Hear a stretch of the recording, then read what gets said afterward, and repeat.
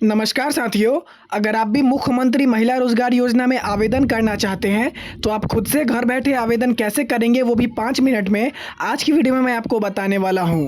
तो सबसे पहले आपको रजिस्ट्रेशन करना पड़ेगा, फिर उसके बाद आपको अपना डिटेल्स देना पड़ेगा और लास्ट में डॉक्यूमेंट को अपलोड करना पड़ेगा। तो आज मैं आपको बहुत आसान स्टेप बाय स्टेप बहुत ही आसान भाषा में आपको समझाऊंगा कि आप मुख्यमंत्री महिला रोजगार योजना में आवेदन कैसे करेंगे। तो ज़्यादा लेट ना करते हुए आइए मैं आपको बताता हूँ कि आप आवेदन कैसे करेंगे।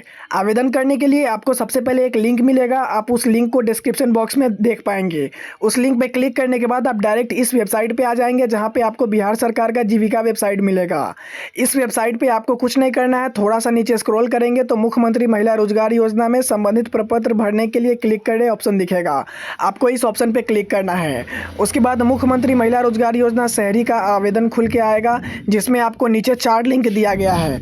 मुख्यमंत्री महिला रोजगार योजना शहरी का लाभ लेने हेतु नीचे दिए गए किसी भी लिंक पे क्लिक करना है। उसके बाद आपको सेल्फ रजिस्ट्रेशन फॉर्म खुल के आएगा। इसमें आपको पूछा गया है कि क्या आप स्वयं सहायता समूह के सदस्य हैं। अगर आप हैं तो हाँ भरेंगे, नहीं है तो ना भरेंगे। तो अगर मैं नहीं हूँ तो यहाँ पे सबसे पहले नहीं सेलेक्ट करता हूँ। उसके बाद मेरे सामने एक और नीचे पेज खुल के आ गया है जिसमें मुझे ये सेलेक्ट करना है। तो इस टिक्स बॉक्स में टिक करने के बाद मेरे सामने एक और नया से पेज खुल के आएगा। अब जो आपके सामने पेज खुल के आएगा वो सेल्फ ऑथेंटिकेट का ऑप्शन रहेगा। यहाँ पे आपको अपना आधार नंबर डालना है, आपको आधार कार्ड के हिसाब से अपना नाम डालना है, अपने फादर का नाम या फिर अगर आपका शादी हो चुका है तो अपने हस्बैंड का नाम, और सबसे लास्ट में आपको एप्लीकेंट यानी कि आवेदिका का मोबाइल नंबर डालना है। इतना कुछ डालने के बाद यहाँ पे आपको सेंड ओटीपी वाले ऑप्शन पे क्लिक करना होगा जो सबसे नीचे आपको देखने के लिए मिल रहा है। आपके फोन नंबर पे एक ओटीपी जाएगा जिसको आपको ओटीपी डाल के वहाँ पे सबमिट कर देना होगा। उसके बाद आपके सामने अब यहाँ पे डिटेल्स डालने के लिए फॉर्म खुल के आ चुका है। अब इसमें आपको क्या डालना होगा मैं आइए आपको विस्तार से बताता हूँ। इस वाले पेज में आपको सबसे ऊपर सेलेक्ट डिस्ट्रिक्ट मिलेगा, यहाँ पे आपको अपना डिस्ट्रिक्ट सेलेक्ट कर लेना है। जैसे मैं वैशाली से हूँ तो अपना वैशाली यहाँ पे सेलेक्ट कर लिया हूँ। उसके बाद सेलेक्ट ब्लॉक का ऑप्शन आ रहा है, जो भी आपका ब्लॉक है यहाँ पे सेलेक्ट कर लेंगे। उसके बाद नीचे आपको सेलेक्ट यूएलबी का ऑप्शन दिखा रहा है या कि आपको म्युनिसिपल काउंसिल यानी कि नगर परिषद सेलेक्ट करना है। तो मैं लालगंज म्युनिसिपल काउंसिल से हूँ तो यहाँ पे लालगंज म्युनिसिपल काउंसिल सेलेक्ट कर लिया हूँ। उसके बाद आपको नीचे वार्ड नंबर दिखाई दे रहा है, आपका जो भी वार्ड नंबर है वो यहाँ पे सेलेक्ट करेंगे। तो मेरा वार्ड नंबर 20 है तो मैं अपना वार्ड नंबर 20 को सेलेक्ट कर ले रहा हूँ। वार्ड नंबर सेलेक्ट करने के बाद नीचे आपको अपना एज डालना है यानी कि आधार कार्ड के हिसाब से आपका जितना भी उम्र है वो एज वाले बॉक्स में यहाँ पे डालेंगे। तो अगर आपका उम्र 30 साल है, 31 साल है, 35 साल है, जो भी आपका उम्र है तो इसमें डालना है। ध्यान रहे कि आपका उम्र 18 साल से लेकर 60 साल के बीच में ही होना चाहिए। मेरे कैंडिडेट का एज 36 साल है तो मैं यहाँ पे 36 डाल दे रहा हूँ। 36 डालने के बाद आपको नीचे सेलेक्ट कैटेगरी का ऑप्शन दिखेगा, आपको यहाँ पे अपना कैटेगरी चुनना है। मैं ईबीसी सेलेक्ट कर रहा हूँ, आपका जो भी कैटेगरी होगा वो सेलेक्ट करेंगे। उसके बाद दो बॉक्स को छोड़ के यहाँ पे अपने मोहल्ला या फिर गांव का नाम लिखना है। जो भी आपका मोहल्ला होगा वो इसका नाम यहाँ पे दर्ज करेंगे। मोहल्ला और नियर बाय लैंडमार्क का नाम चुनते ही आपके सामने एक डिजिटल फॉर्म खुल के आएगा जिसमें आपको हाँ और ना बताना है। तो यहाँ पे पूछा गया है आपकी आयु 18 वर्ष से अधिक है और 60 वर्ष से कम है तो आपको यहाँ पे हाँ सेलेक्ट करना है। दूसरा पॉइंट है आप स्वयं अथवा आपके पति आयकर दाता की श्रेणी में नहीं है। इसका मतलब है क्या आप या आपके पति टैक्स पेयर तो नहीं है, तो आप यहाँ पे सेलेक्ट करेंगे हाँ आप टैक्स पेयर नहीं है। उसके बाद तीसरा पॉइंट है आप स्वयं अथवा आपके पति सरकारी सेवा नियमित या फिर संविदा जो भी हो उसमें नहीं है, तो आप यहाँ पे नहीं सेलेक्ट करेंगे यानी कि आपका पति या फिर आप सरकारी सेवा में नहीं है। चौथा पॉइंट में क्या चुनना है, आप स्वयं सहायता समूह की बैठक में समय देने के लिए तैयार हैं एवं समूह में कार्य करने के लिए इच्छुक है।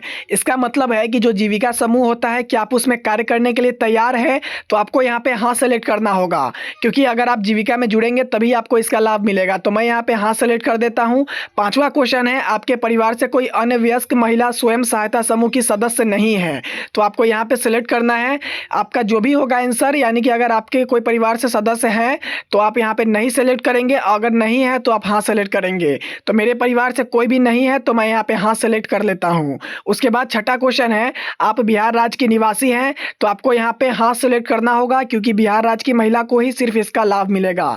तो आप बिहार राज्य की महिला है तो यहाँ पे हाँ सेलेक्ट करेंगे। उसके नीचे आते ही आपको बैंक डिटेल्स डालना है, जैसे कि आपके बैंक का नाम क्या है। तो मेरा बैंक का नाम बैंक ऑफ इंडिया है तो मैं यहाँ पे अपने बैंक का नाम लिख लेता हूँ। उसके नीचे वाले बैंक में आपको अपने ब्रांच का नाम डालना है, यानी कि जो भी ब्रांच है आपका वो ब्रांच का नाम आप यहाँ पे डाल देंगे।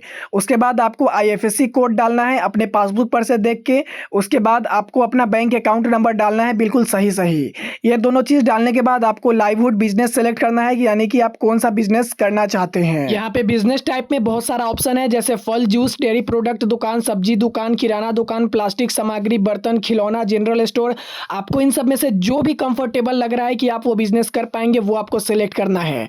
जैसे यहाँ पे मुर्गी पालन, बकरी पालन, ई रिक्शा, ऑटो रिक्शा, बहुत किस्म का है।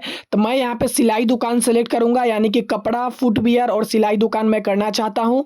तो यहाँ पे अगर आप सिलाई भी कर लेना जानते हैं मशीन से, तो आप सिलाई मशीन वाला सेलेक्ट करेंगे। उसके बाद submit and update all above data पे क्लिक करेंगे। यहाँ पे सक्सेसफुली सबमिटेड डाटा का ऑप्शन आ चुका है, यानी कि मेरा सारा डाटा को सबमिट कर लिया गया है। उसके बाद नीचे आपको अपना सिग्नेचर अपलोड करना है। उसके नीचे वाले बॉक्स में आपको अपना आधार कार्ड अपलोड करना है, और आधार कार्ड अपलोड करने के बाद बैंक का पासबुक फोटो अपलोड करना है, और लास्ट में आपको पासपोर्ट साइज एप्लीकेशन जो भी आवेदिका है उसका फोटो अपलोड करना है। इन सभी का फोटो यहाँ पे चूज फाइल करेंगे। चूज फाइल करते ही नीचे आपको अपलोड करना है, फिर चूज करेंगे पासबुक, उसको अपलोड करना है, फिर passport size applicant photo choose करेंगे, उसको अपलोड करना है। ऐसे कर करके आप सब कुछ यहाँ पे अपलोड कर लेंगे। आपको मैं एक बात बता देना चाहता हूं कि आपको एक बात का ध्यान रखना है।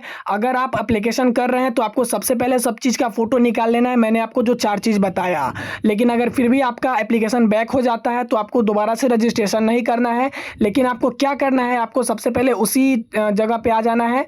आपको यहाँ पे चुनना है सेल्फ रजिस्ट्रेशन में नहीं, और इस टिक वाले ऑप्शन पे फिर से क्लिक करेंगे। उसके बाद जैसे ही टिक वाले ऑप्शन पे क्लिक करेंगे तो आपके सामने रजिस्ट्रेशन का ऑप्शन तो आएगा, लेकिन आपको रजिस्ट्रेशन नहीं करना है। तो क्या करना है मैं आपको बता रहा हूं। वहां पे आपको सिर्फ आपको अपना आधार नंबर डालना है। जैसे यहाँ पे मैं अपना आधार नंबर डाल लेता हूं। आधार नंबर डालने के बाद डायरेक्ट आपके सामने पूरा डिटेल्स आ जाएगा जो आपने भरा था और आपने सेलेक्ट किया था। तो आप देख सकते हैं यहाँ पे मेरा सारा डिटेल्स आ गया जो मैंने भरा था। अचानक से रिडायरेक्ट होकर मेरा सामने मेरे सारा चीज को खुल के आ गया है। तो यहाँ पे मैंने जो district, block, ULB, select house number सब कुछ किया था, फॉर्म को जमा किया था, सब यहाँ पे खुल के आ गया है। अब आपने जहां तक प्रोसेस किया था आपको उसके आगे करना है दोबारा लॉगिन करने के बाद। तो मैं यहाँ पे आपको दिखा देना चाहता हूँ कि मैंने जो सिग्नेचर डाला था वो यहाँ पे अपलोड नहीं हुआ था, मेरा फॉर्म जो है वो कट गया था। तो मैं दोबारा लॉगिन करके अब आपके सामने फिर से दिखाता हूँ। तो यहाँ पे आपको सिग्नेचर सक्सेसफुली दिखा रहा है, यानी कि मेरा सिग्नेचर सक्सेसफुली अपलोड हो चुका है। अब यहाँ पे मैं नीचे फाइनल सबमिट वाला ऑप्शन दिखेगा, मैं फाइनल सबमिट कर दूंगा तो मेरा फॉर्म एप्लीकेशन जमा हो जाएगा और पैसा मेरे खाते में इलेक्शन से पहले पहले तक पैसा आ जाएगा। तो आपको बिल्कुल भी नहीं घबराना है, आप इसमें आवेदन करेंगे और किसी भी प्रकार का समस्या आता है तो आप कमेंट बॉक्स में पूछ सकते हैं, मैं उसका इंस्टेंट यानी कि बहुत तुरंत रिप्लाई दूंगा। तो चलिए, वीडियो पर नए आए थे तो वीडियो को लाइक करके चैनल को सब्सक्राइब कर लीजिए। इससे रिलेटेड जो भी जानकारी होगी, कैसे पैसा चेक करना है, कहाँ पैसा जाएगा, मैं आपको सारा चीज़ अगले वीडियो में बताऊंगा। तो अगर आप चैनल पर नए आए थे तो सब्सक्राइब कर लीजिएगा। मिलेंगे किसी नए वीडियो में, तब तक के लिए जय हिंद साथियों।